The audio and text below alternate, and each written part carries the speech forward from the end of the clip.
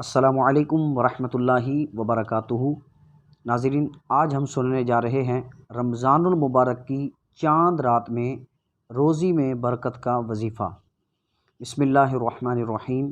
اللہ کے نام سے شروع جو نہایت مہربان رحم والا ہے۔ ناظرین، رمضان المبارک کی چاند رات جب چاند نظر آ جائے تو مغرب کی نماز کے بعد جو شخص 21 مرتبہ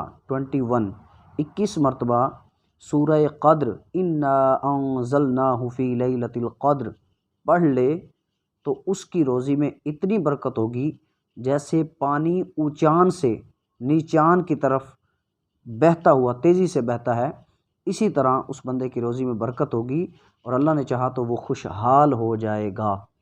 بہت اہم وظیفہ ہے اور چاند رات کا وظیفہ ہے۔ 21 مرتبہ سورہ قدر آپ نے پڑھنی ہے، انشاءاللہ العزیز اس کی برکتیں ملیں گی۔ السلام علیکم ورحمۃ اللہ وبرکاتہ۔